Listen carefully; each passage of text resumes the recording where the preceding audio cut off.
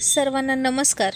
Arjun Mayuri love स्टोरीचे 135 episode यापूर्वीच upload केलेले आहेत. कृपया ते सर्व एपिसोड ऐकण्यासाठी आपल्या चॅनलला भेट द्यावी. अभि आणि मितूच्या गादीतून पाणी बाहेर आलं आणि अभि म्हणाला, मितू तुला चटईवर झोपलं तर चालेल का गं? आणि तिने त्याला उशी घेऊन खूप मारला. आता पुढे सगळे रॉयल गँग मेंबर्स अभिच्या हनीमूनची पूर्णच रॉयल वाट लावून निवांत झोपले होते. आणि विशेष म्हणजे जास्त काही डोकं न लावतासुद्धा खूप काही करता येतं हे सगळ्यांना कळलं. शेवटी अर्जुन रावांचं डोकं होतं ते. जोर का झटका धीरे से लगे अशी त्यांची स्टाईल. आणि हसते हसते लग गए रस्ते अशी अभिची त्यांनी अवस्था करून ठेवली. आणि शेवटी अभिने फार विचार करून डोकं खाजवून कपाटामागची चटई घेतली. आता दुसरा पर्याय तरी कुठे होता म्हणा. त्यानं त्या चटईवर कपाटातलं बेडशीट अंथरलं. मितू गाल फुगवून बाजूला उभी होती आणि मनातल्या मनात सगळ्या रॉयल गँग मेंबर्सना शिव्या घालत होती. आणि अभि हळूच घाबरत तिला म्हणाला, ये मितू डार्लिंग झोप आता. आणि ती रागात डोळे मोठे करून म्हणाली, अभि हे सगळं कोणी आणि का केलं हे जरा सांगशील का? आता काय सांगायचं? मित्राची बाजू घ्यायची का बायकोचं ऐकायचं? फार मोठा यक्षप्रश्न त्याच्यासमोर उभा होता. आणि अभि हसून म्हणाला, जाऊ दे डार्लिंग, पण आपला हनीमून मेमोरेबल झाला की नाही सांग बरं. ती तशीच चिडून म्हणाली, Abhi are you out of your mind? तुला कळते का तू काय म्हणतोस? अरे हनीमून झालाच नाही तर तो मेमोरेबल कसा होईल? अरे काय हे असं शी. मला ना नेमकं आपण कुठे आहे तेच कळत नाही. मला तर रामायण महाभारत काळात गेल्यासारखं वाटत आहे. खाली गवतावर जमिनीवर असं चटई अंथरून झोपायचं. आणि अभि थोडं हसून तिची दिलजमाई करत म्हणाला, बेबी अगं गवत कुठं आहे आता? बघ ना किती स्वच्छ फरशी आहे नाही? आणि ती तोंड वाकडं करत म्हणाली, हो का? अरे हो खरंच की. मला तर काही दिसतच नाही असं वाटतं का तुला? ती तिचं शेवटचं वाक्य फार रागात दात ओठ खात बोलली. आता दोघेही बडे बाप की औलाद होते. साधं घरात सुद्धा विना चप्पल घालत चालत नाहीत ते.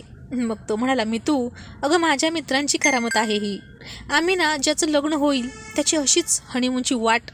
आणि त्याचं वाक्य पूर्ण होण्याआधीच मितूने त्याच्याकडे रागात पाहिलं आणि तो जीभ चावत म्हणाला, नाही वाट नाही, आम्ही ना हनीमून मेमोरेबल बनवत असतो त्याचा.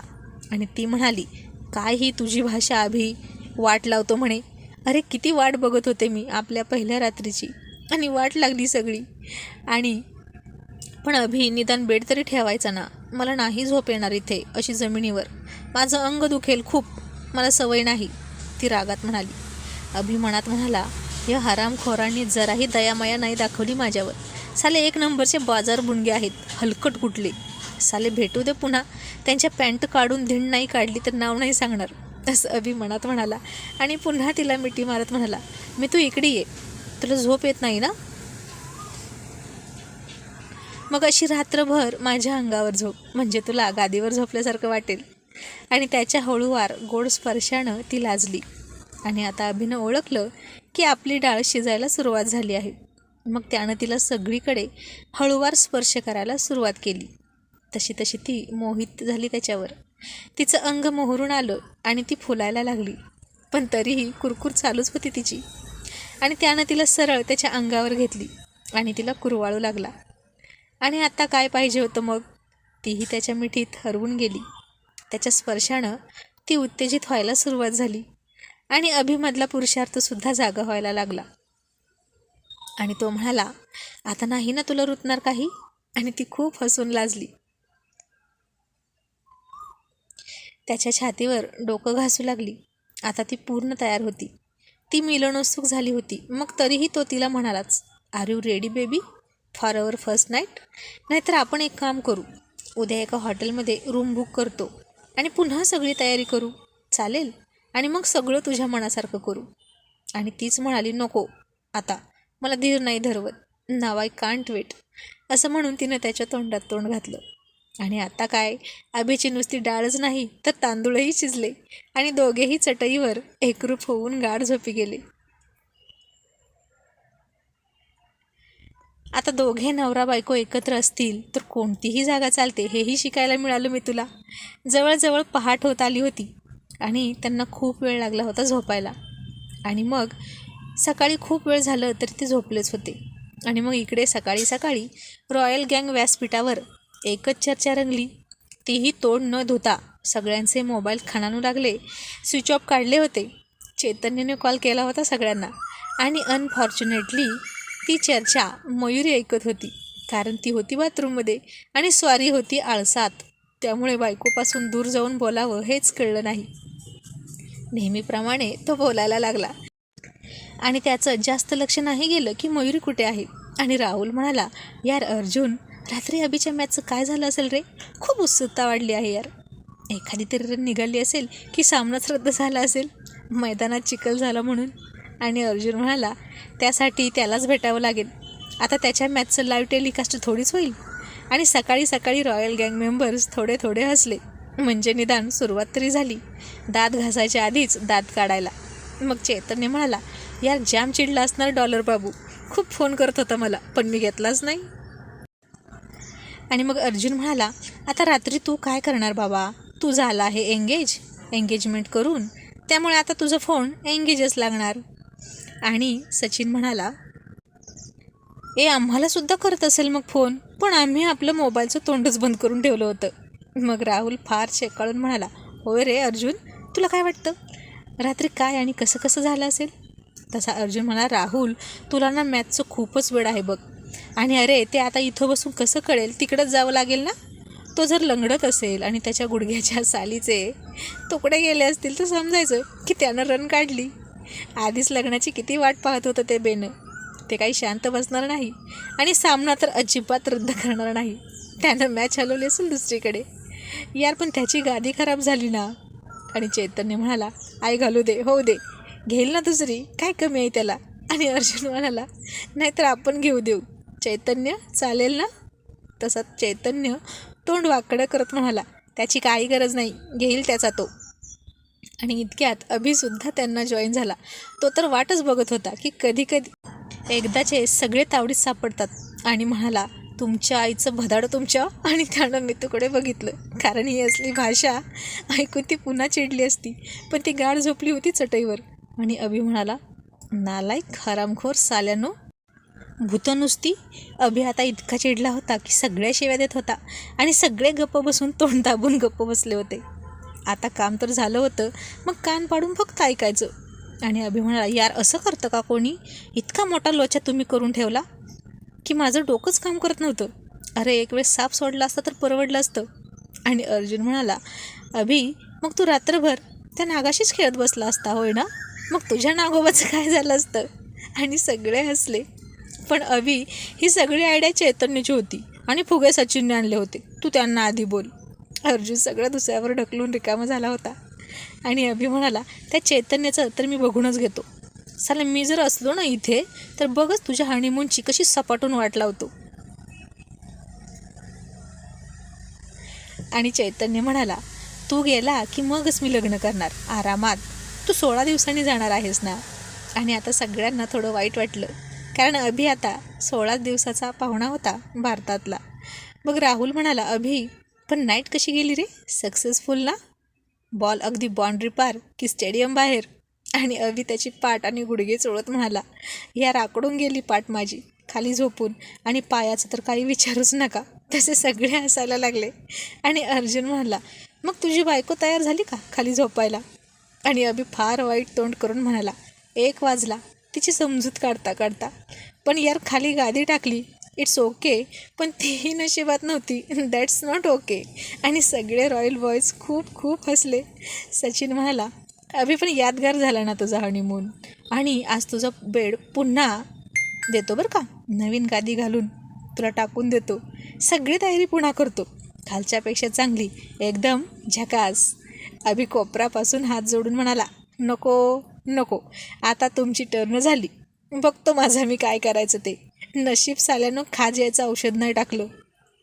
आणि अर्जुन म्हणाला, यार आयडिया बुरा नाही आहे, तेवढेच कपडे फटाफट निघतात ना एकमेकांचे. आणि सचिन म्हणाला, पण मला एक कळत नाही की कपडे काढताना एकमेकांचे काढायचे, मग घालताना आपापले का घालतात? तसे सगळे खूप खूप मोठ्याने हसायला लागले. आणि हे सगळं वात्रट चावट फाजील बोलणं मयुरीनं ऐकलं. आणि ती पहिल्यांदाच हे ऐकत होती असलं सगळं, कारण अर्जुन राव कधी म्हणजे कधीच तिच्यासमोर असलं बोलत नव्हते. आणि आता ती चिडली आणि बाथरूममधून बाहेर आली. आणि अर्जुनराव तिला बघून म्हणाले, मेलो, ठार मेलो. राहुल म्हणाला, अरे काय झालं, असा का भिजलेल्या उंदरासारखा आवाज येतोय तुझा? अर्जुन म्हणाला, अरे प्रॉब्लेम झाला आहे. राहुल म्हणाला, यार मला पण नेचर कॉल आला, मी जातो. चैतन्य म्हणाला, माझ्या पण हाताचा रात्री थोडा प्रॉब्लेम झाला, दुखतोय यार. तसं सचिन म्हणाला, कोणत्या हाताचा, खात्या की धुत्या हाताचा? आणि चैतन्य म्हणाला, गप्प बस भाड्या. मग अर्जुन म्हणाला, बाय चला ठेवतो, मला आता हे नाजूक प्रकरण खूप शितापेने हाताळलं पाहिजे. आणि मयुरी त्याच्याकडे रागाने बघत होती. तो म्हणाला, अरे देवा, हिनं ऐकलं सगळं.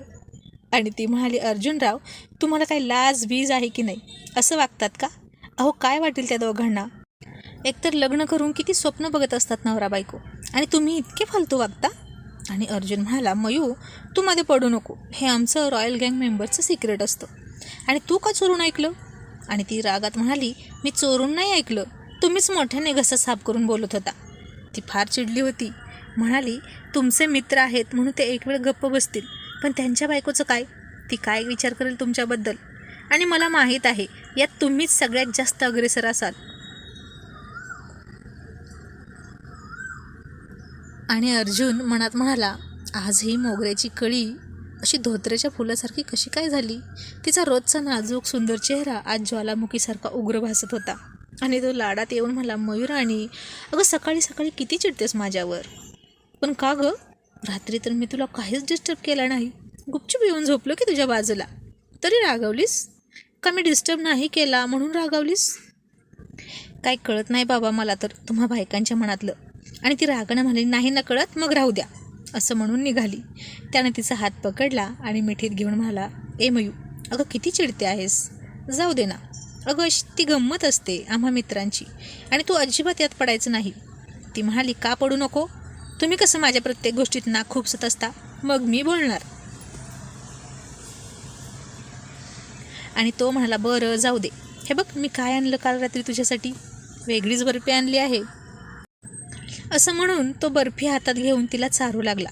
ती त्याला दूर ढकलत म्हणाली, खा तुम्हीच, मला नको. खा ना गं मयू, मी किती प्रेमानं आणले आहे. ती म्हणाली, अजिबात नको मला. आणि त्यानं जबरदस्ती तिच्या तोंडाजवळ बर्फी नेली आणि शेवटी तिला खाऊ घातलीच. तीही खाली पडेल म्हणून खाते. आणि तो म्हणाला, बघ खायचं तर असतं तुला, पण नुसते नखरे करतेस. आणि तिने तिचे टपोरे डोळे आणखीन मोठे केले आणि रागारागात जाऊन कांदा चिरू लागली. तसा चाकू बोटावर आला आणि रक्त वाहू लागलं. ती रडायला लागली आणि बेडरूममध्ये आली. नाजूक मयुरी तिला काहीच सहन होत नव्हतं आणि खूप दुखत होतं. त्यानं पाहिलं आणि कळवळून म्हणाला, अगं काय झालं तुला, हे असं कसं कापलं बोट? राग आला का तुला? बरं बाई माफ कर, पण अशी स्वतःला का त्रास करून घेतेस? किती वेळंदिळी आहे ना तू. चल दवाखान्यात जाऊन टिटॅनियसचं इंजेक्शन घेऊ. ती तशीच फणकाऱ्यानं म्हणाली, काही नको, होईल बरं, तुम्ही जा आणि अजून दुसऱ्यांना कसा त्रास द्यायचा त्याची आयडिया शोधा. आणि अर्जुन मनात म्हणाला, आज हे लाजाळूचं झाड धूमकेतूसारखं कसं काय गरम झालंय. अर्जुनराव आज बायको तुम्हाला काही केलं ऐकणार नाही असं वाटते. आणि मग अर्जुन गुपचूप नाश्ता करून गेला आणि त्याचं काही केल्या लक्षच लागत नव्हतं फॅक्टरीत. त्यानं लगेच गाडी स्टार्ट केली आणि डायरेक्ट घर गाठलं. तर मयुरी बाहेरच्या झाडांना पाणी घालत होती. निळ्या रंगाची साडी, केसांचा सैलसर आंबाडा, ओरिजिनल फिक्कट गुलाबी ओठ, गळ्यात लांब रेग्युलर असलेलं मंगळसूत्र, हातात हिरव्या 6 बांगड्या आणि केसात नुकतेच घातलेली मोगऱ्याच्या झाडाची पानासहित फुले आणि वाऱ्याच्या झोताने तोंडावर येणारे केस. काहीसं पाणी अंगावर येऊन ती थोडी थोडी भिजली होती. बोटाला तसाच एक रुमाल गुंडाळला होता. आणि अर्जुनराव त्यांच्या बायकोला या नयनरम्य रूपात पाहून खूप खुश झाले. स्टिअरिंगवर एक हात टेकून तसेच बघत बसले एकटक. आणि मनात म्हणाला, कोणत्याही रूपात सुंदरच दिसते माझी बायको, पण हिला असं चोरून बघण्यात खूप गंमत वाटते, मजा येते. आणि ती फार मग्न होऊन गाणं गुणगुणत होती. चूड़ी जो खन की हाथों में याद पिया की आने लगी, हाय भीगी भीगी रातों में. आणि इतक्यात अर्जुनराव समोर. त्याला पाहून मनात खुश झाली, पण तरी तिनं तोंड वाकडं करत फिरवलं. तिला काही जास्त आश्चर्य वाटलं नाही त्याला बघून, कारण तिच्या हाताला लागल्यावर तो हातावर हात ठेवून गप्प बसणं शक्य नव्हतंच हे तिला माहीत होतं. आणि तो तिला म्हणाला, चल आवर, हॉस्पिटलमध्ये जायचं आहे, TTचं इंजेक्शन दिलं पाहिजे. आणि चावटपणा करत पुढे म्हणाला, का माझं इंजेक्शन चालेल तुला? आता त्याला वाटलं की ती खळखळून हसत म्हणेल, किती चावटपणा करता हो अर्जुनराव, पण तसं काहीच झालं नाही आणि त्याचा हिरमोड झाला. आज खरंच ती चिडली होती बहुतेक. मग ती म्हणाली, काही गरज नाही, नंतर बघू, आणि गरोदर आहे म्हणून काळजी दाखवू नका. मग तो थोडा वैतागून आवाज चढवून म्हणाला, तुलाच हौस होती बाळाची, मला नाही, आणि मी काही कामधंदा सोडून झक मारायला आलो का इथं? चल आवर 5 मिनिटात, नाहीतर बघ मग. आणि ती पाय आपटत तयार व्हायला गेली. आजारी असलं, काही दुखलं खुपलं तर तेवढेच नखरे करायला मिळतात, पण अर्जुनराव तिला लगेचच हॉस्पिटलमध्ये नेऊन बरे करून टाकायचे, त्यामुळे तिला नखरे करायला चान्सच मिळत नव्हता.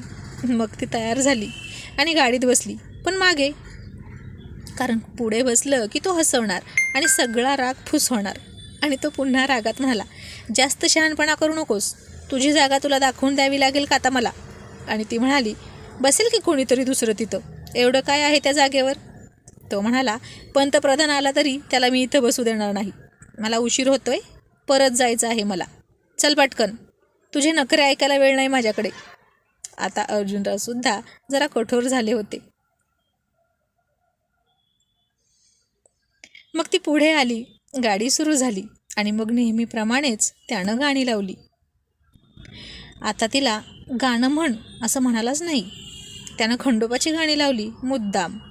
होती म्हाळसा सुंदरी तरी जीव बाणुवरी, आणि अशीच बरीच गाणी 2-2 बायकांची. आणि तो तिची रिॲक्शन बघत होता. तिनं तोंड बाहेर फिरवलं आणि तो स्वतःशीच म्हणाला, 2 बायका असत्या तर दुसरी कुठं बसवली असती बरं?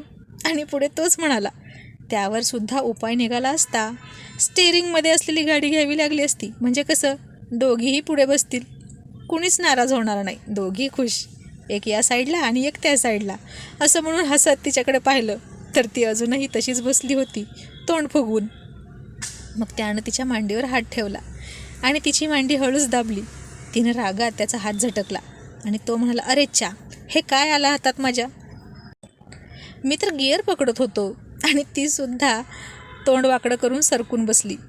त्यानं गाडीचा दरवाजा पुन्हा चेक केला, नीट लॉक केला का ते पाहिलं, नाहीतर ही खुळी पलीकडे सरकून उडी हाणायची खाली, असं मनात म्हणाला. मग आता तिला गरम होत होतं, तिला AC हवा होता. तिला तो कसा सुरू करायचा माहीतच नव्हतं, कारण अर्जुनराव कधी गरजच पडू देत नव्हते ना. तिला सगळं आयतं मिळत होतं. तिनं इच्छा व्यक्त करायच्या आत आणि ती पदरानं वारा घेत होती. त्यानं तिची घालमेल पाहिली म्हणून त्यानं AC लावला. पुन्हा तिच्या पायांना गरम होत होतं म्हणून पायातही AC लावला. खूप काळजी घ्यायचा तो बायकोची. आणि तिनं बारकाईने पाहिलं. आता तिला बरं वाटलं आणि मग त्याने पुन्हा AC बंद केला. पण त्याला तर बोलायचं नाही. मग तिने लक्ष देऊन पाहिलं होतं की तो कसा सुरू करतो. तिनं पुन्हा सुरू केला, बटन फिरवून पायातही सुरू केला. आणि अर्जुन हसून म्हणाला, अरे वा, आता तुलाही माहीत झालं वाटतं की खाली कधी करायचं आणि वर कधी करायचं. ACचं बटन ग. तशी ती गालात थोडी हसली आणि बाहेर बघू लागली. त्याच्याकडे बघितलं पण नाही. आणि अर्जुनराव बाहेर बघून म्हणाले, किती चरबी चढली आहे ना? आणि ती रागात म्हणाली, काय म्हणाला? तो खांदे उडवत म्हणाला, कुठं काय? ते बघ, ते बोकड दिसते, त्याला बघून म्हणालो मी. आणि ती म्हणाली, कळतंय, सगळं मला कळतंय, तुमची मार्मिक टिप्पणी. अर्जुन म्हणाला, हो का? मला तर वाटलं होतं की मी बिनडोक बायको केली की काय. ती म्हणाली, मग करा ना दुसरी, खूप शहाणी आणि अतिहुशार. कुणी अडवले तुम्हाला? आणि बसवा माझ्या जागेवर दुसरी गाडी, तीही खास स्टेअरिंग बनवून घ्यायची. काही गरज आहे का तुम्हाला? आता वातावरण अजूनच तापलं होतं आणि तरीही अर्जुनराव तिचा पिच्छा काही सोडत नव्हते. आणि तो चावटपणा करत तिच्या छातीकडे पाहत गाणी म्हणू लागला, आल्याड डोंगर पल्ल्याड डोंगर मधीच खोल खोल दरी, जरा जपून चाल ग पोरी. आणि पहिलीपेक्षा दुसरी लय भारी. आणि तरीही ती थोडी गालात हसली. आणि पुन्हा अर्जुनराव म्हणाले, एवढ्यानं सुद्धा बायको हसली नाही. बहुतेक आता जादूची कांडी फिरवावी लागेल. पण ती तर घरी गेल्यावरच शक्य आहे. रात्रीच फिरवावी लागेल, तेव्हाच बायकोची कळी खुलेल. असं दिवसा ढवळ्या जादूची कांडी बायको फिरवू देणार नाही. आणि आता मयूरला कळलं त्याची जादूची कांडी कोणती आहे. आणि इतका वेळ दाबून धरलेलं हसून आवरून मयुरी खूप खूप हसायला लागली आणि म्हणाली, तुम्ही पण ना अर्जुनराव किती फाजीलपणा करता हो. आणि अर्जुनराव म्हणाले, फाजील तर फाजील, तुमच्यासाठी काय पण. आता गेला ना राग.